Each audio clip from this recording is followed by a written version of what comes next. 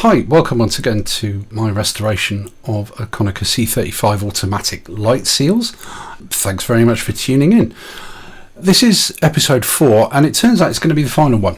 In 1 we looked at my history with photography and how I came to think about doing this project. In 2 we looked at the history of the C35. In 3, which was an hour long, and thank you very much if you stuck all the way through that, was the removal of the old seams, the decayed foam, the decayed Fablon, pulling that all away and trying to clean it up as best as possible. And today, as I say, this is going to be the last episode, because what I've done, prompted by my friend, was I've gone ahead and I've replaced a lot of the seals. Now, a couple of them I'm not happy with. I will walk you through what I've done, and just some evidence that they are starting to do what is required of them. But what I've got to do, I think, is take out some of the Fablon that I've put in, because I did it on the recommendation of the website I mentioned in the last episode, Phil Penman's site, where he says use Fablon on the top and bottom gutters running down the back of the door, and I've looked at that and I'm not happy with it. Despite the fact that I can see there's contact being made, I'm not happy with the depth of that seal and how effective it's going to be. Having learned that it's better to do things right the first time, I'm going to try and do things right the first time. So I'm going to have to cut a 2mm wide strip of what is effectively draft excluder to go into the top, and 4mm wide at the bottom. Not particularly difficult. However, there are going to be a couple of constriction points at the corners.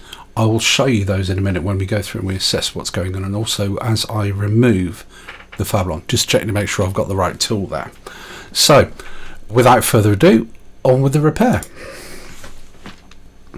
So you can see the shine of the Fablon here. Let me grab my pointy thing. So here you can see where I've put it in, and I've run it right up the sides there and also in the top. So I'm going to remove those in a minute, but first I want to show you what I've done so far. Now there's a bit of an aid here because the magnification isn't brilliant, and as ever the focus is a lot of fun with this Tamron lens. I'm going to use a diopter that I use to clean the sensors on my cameras, as and when they need it, normally when I notice something is going wrong. So it's a bit of a brighter light. I'll have to move it up and down and manually hold it just to focus, but I'm going to have to move it up and down to focus manually, so bear with me. So first of all, you can see I put a great big chunk of foam there on the 2 canister holders. You have those first bits that I removed, and they've gone in quite well. It's pretty bright, that, but you can see that they are sitting there quite happily. I've also replaced the foam here and in there. Now they appear to be working, and the reason I can tell that is because, again, if I use the diopter, you can see that there is a mark quite clearly. Let me get this in here. Here there's a line, and that's where the metal here, beg your pardon, up at the other side here where you can't quite see it, is pressing into that. And so that, for me, that's an effective seal. If I move to this side, it's a little less distinct, but you can see it's there, that line as well. That was a fun bit of foam to fix there, because I had to cut away parts for the 3 screws down in here that hold the hinge on. So I had to do little cutaways. Again, I used some alcohol just to dissolve the adhesive slightly for a few minutes, or to loosen it, I would say, to make sure that it would slide in nicely and form a nice bond. And that's what's happening there. That's one of the reasons I'm a little concerned about this, is because while I tried to get all the adhesive off, obviously it didn't come all of the way, so there are bumps, and you can see those there, and that's a little worrying. Also, there is also just a lack of a pressure mark that I can clearly see. I think there's something there, but it just strikes me that's not quite right. I'm not happy with that. So I want to get this right for my mate. So what I'm going to do is just get my tweezers out. A fine pair of tweezers with their weight in gold, I think. And I'm just going to get in under here. Shadow. Okay, let's see if we can do it. We turn it this way a little bit and just rotate it. Let's see if we can get here. Now I can actually punch into the Fablon. These tweezers are really sharp. You can hear how tricky that is. Just trying to pull that away. There it is. No, not yet. So if I can get that open and get in with me bamboo stick, I hope. Put a little bit more force into that. God, that really is stuck down. That's stuck firm. I wasn't expecting that. Okay, so I'm going to go at the edge here because I know there's an edge here. If I can get it up. So if I do, let's try it that way. There we go. So now I'm in underneath. There it is. And I can just strip that away. Obviously I might need to hold that down. You see the adhesive there? It's still, that's really firm. So you can see that's the strip that I had to cut, and sort of from about here is where the bend occurs that I'm a little bit concerned about. So anyway, let's dispose of that, and let's have a crack at the other side here. Being a little bit tricky. Let's hold it properly. I can feel it pushing against my own skin there, but there we go. And you see how thin that is. That's, to be honest, that's the one that really worries me. You can see how it's curved there at the end. Oh no, you can't because it's out of focus, but yeah. So you can see how it curves at the end, but that's the one that worried me, because if that seal's not right, then it's not going to work, and I have to come back and do it all again. So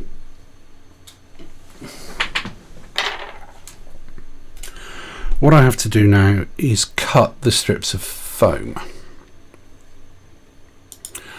That's not particularly interesting, especially not that 2mm one. It's going to take several tries. So what I'm going to do is I'm going to pause this for now, and I'm going to cut the strips, and then I'll come back when we're ready to fit them, which is the fun bit. See you soon. So a good few minutes of cutting later, we're back to 3 strips. Sorry, I beg your pardon, 2 strips. Because it was stated to use the Fablon for these 2 seals, I've gone with a 2mm thickness of the neoprene foam. And this one, the upper one, is 4mm wide, but you can see it's not quite perfect there at that end. What I will do is try and compensate for that, because this is of course the bit where there is going to be some compression of the foam, sort of this last centimetre really. The same here with the 2mm wide strip. It varies a little bit in width there, and I'm hoping particularly with this bit in the middle that I'll be able to just squish it in gently.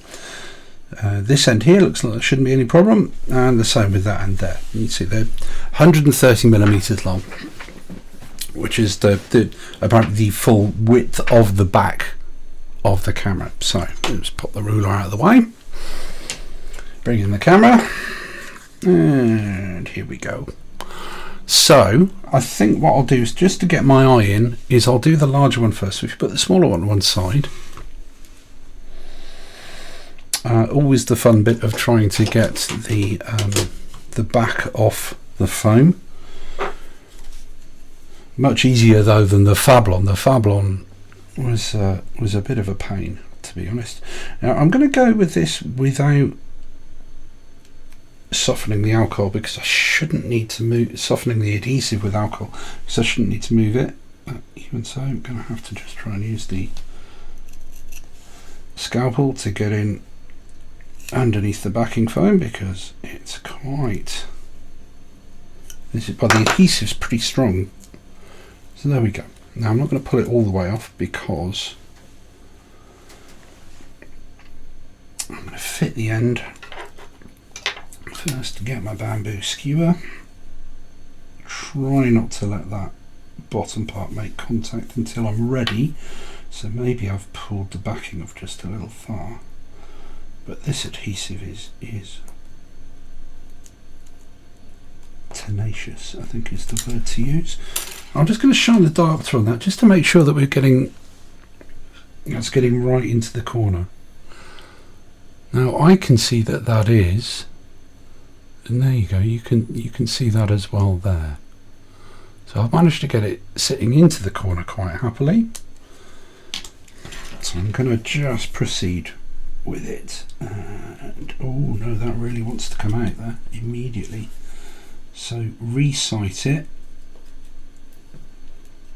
and get it in to the correct point. Now that's not quite even. I haven't quite done that right, but let us press on, not necessarily regardless, but making modifications as we go, again because this adhesive is so tenacious. You can see that's just uneven there. No problem with the end though, so far. Again, that is almost millimetre perfect. Thank you very much for measuring that properly, Phil. So that's in.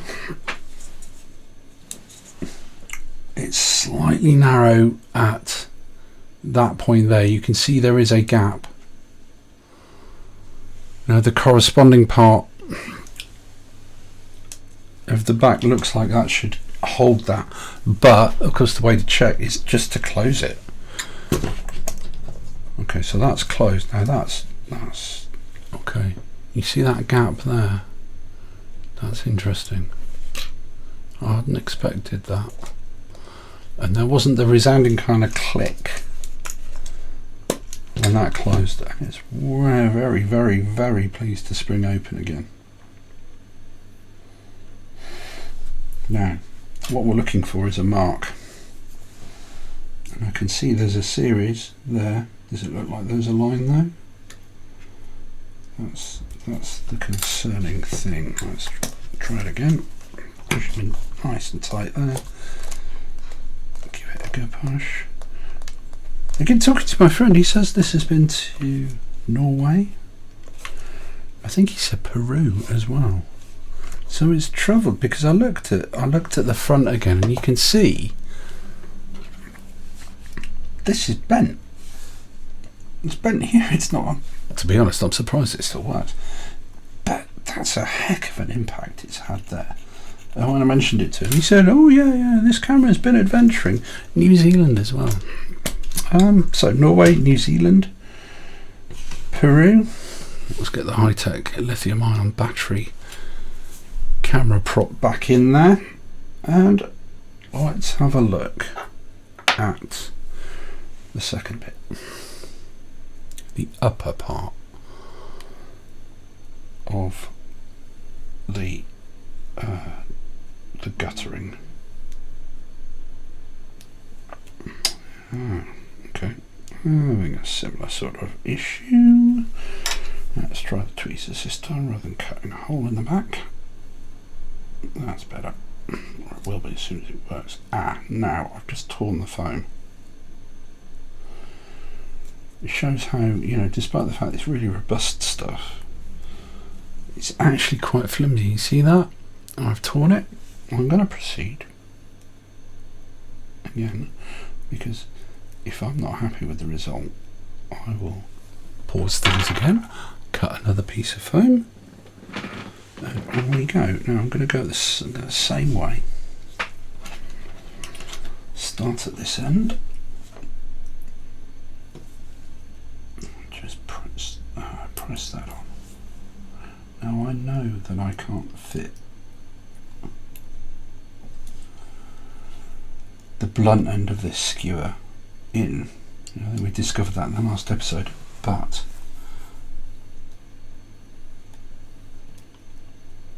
once again it's just a question of getting this edge in like that. Again, it wants to stick on the side before I get a chance to press it all the way down. Let's reveal a little more of the adhesive. You know what? I'm not happy with that. I am going to use this blunt edge. Okay. Sorry, my fingers are getting in the way here. Let's try. If I try twisting that foam, putting a little bit of tension on it there, just like that. So again, pull a bit more of the backing paper away, twist the foam just so it's at 90 degrees and gently work it into the gap. Now I've twisted that again because it's not quite, it's reluctant again, I think, because this is just a little bit thicker than it needs to be. It's quite reluctant to go in, and there you can see where it twisted immediately as soon as it went into the trench. Okay, that's a bit better. Again, it wants to twist again though, so I'm going to have to very carefully do this bit by bit by bit. It's twisted there. Bit by bit. It's just a case of working it into the gutter gently and then making the full contact to try and make sure that it doesn't twist as it goes in. So again, gently work.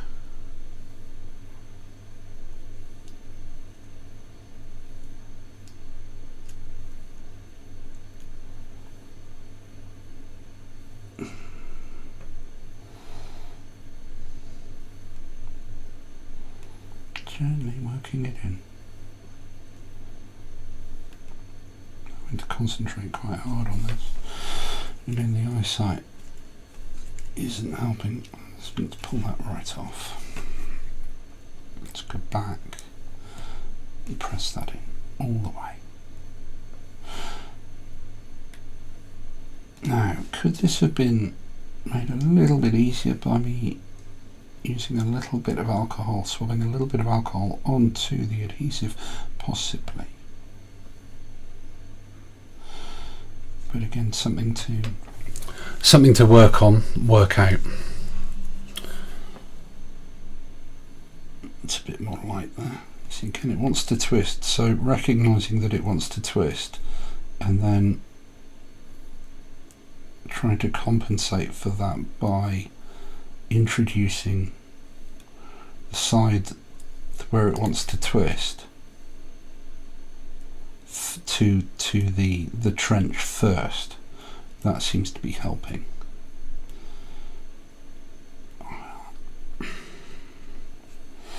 See, you'd never have thought that this would be the requisite amount of foam to go in to this gutter trench. Now you can see the amount of tension that I've put on this because there's a significant amount of foam left at the end. Okay, so let's start pressing it in without twisting it. Okay, that's not happy, but it's okay.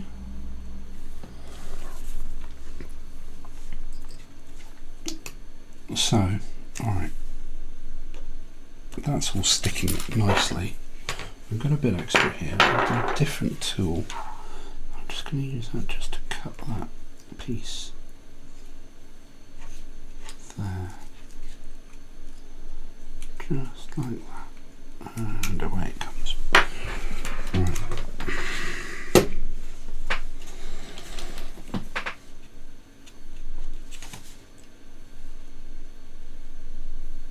A little bit observable there.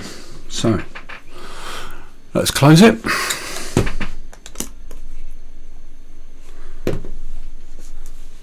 That was a very different sound, wasn't it? Just again, in case you missed it.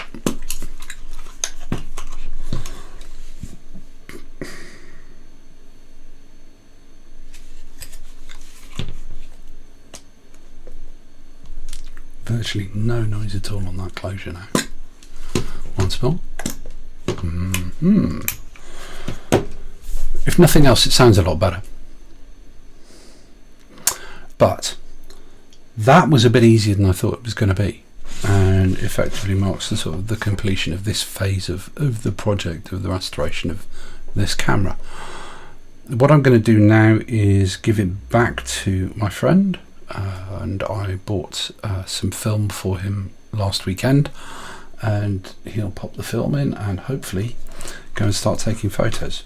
One other thing actually before I go was, using a random piece of metal that comes to hand, is that I have replaced the LR44 battery with a new one made by our friends. I don't know if you can make that out, you probably can't, it's not in focus, but anyway, new battery is in, 1.5 volts as opposed to 1.3. Now this may or may not cause issues with the exposure. It's set to auto. Let me just try and focus this. We may not be able to get it in focus. Oh, hang on a moment. There we go. So it's set to auto here. My friend is digging out his copy of the manual. I have a PDF of it ready, but I think he wants to work from the original. Fair play, that's the kind of guy he is. But if I open this up now, I'm not sure if we're going to be able to see it, but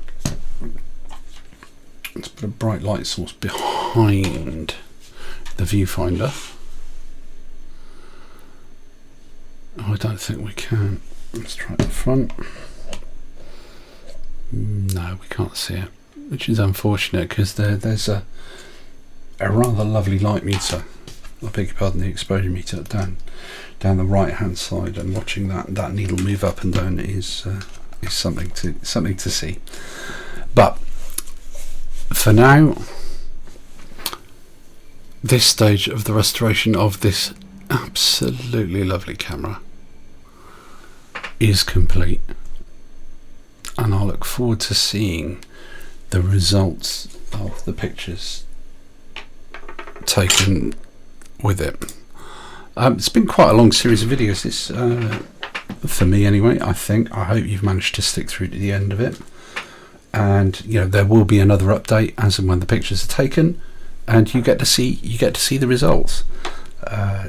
He specified black and white film, so we've got him some Milford, and I'm looking forward to seeing what he does with it. I will post the results actually along with some of the photos that I've taken of this camera as I've gone through this process on my website, which is at jeffdunham.photo. There'll be a link up in the top left corner, just saying C35. Click on that and you'll be able to see some of the stills and the originals of the photos that I've added in as part of a slideshow to this. Thanks very much for watching all of these, really appreciate it. I'm looking forward to the update, as I've said several times, and I'll see you again then. Thank you. Bye bye.